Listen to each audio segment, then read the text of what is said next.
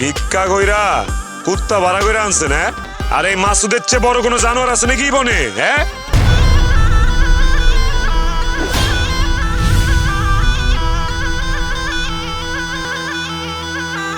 বাহ, জাকির নাকি? হ্যাঁ আমি খাড়ায় আছি। তুই নাকি চাচার মায়ের তুলে নিয়ে যেতে চাস, এই জন্য আমি খাড়ায় আছি। কোন মাসুদ, বাঁচতে চাইলে চলে যা, যা। আর নাইলে তোর লাশ তোর মা বোন খুঁজাও পাইব না।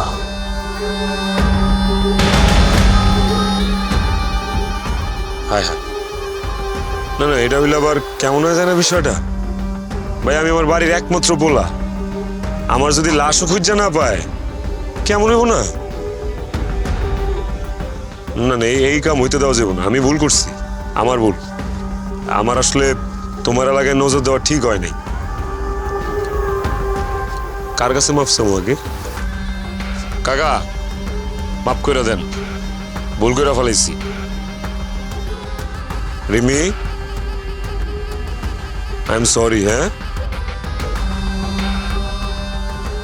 ভুল হয়ে গেছে জাকির ভাই, থাকো আমরা জায়গা। চল।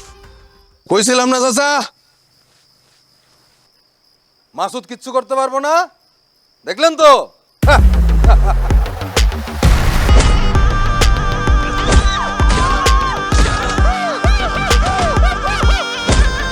কি কাকা,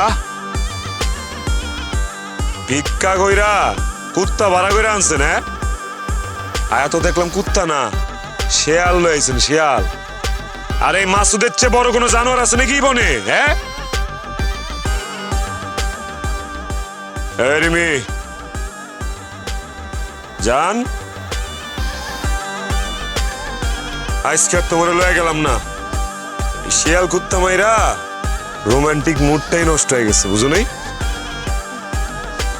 তবে তোমার ভালো লাগছে, খুব শীঘ্রই দেখা হইতেছে আমার 6 ফিট বাই 7 ফিট ময়দানে।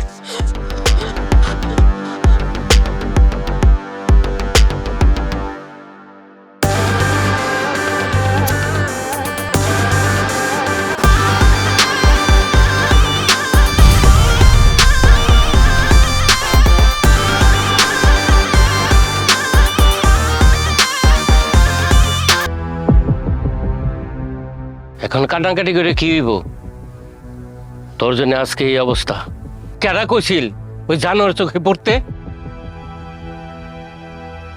আব্বা আমি কি ইচ্ছা করে জানোয়ারের চোখে পড়ছি? পরস নাই, কিন্তু সে তো তোর ঘাড়ে এসে পড়ছে। এখন এত বড় একটা সন্ত্রাসী জানোয়ারে কিভাবে হ্যান্ডেল করবে আমি বুঝি না রে মা।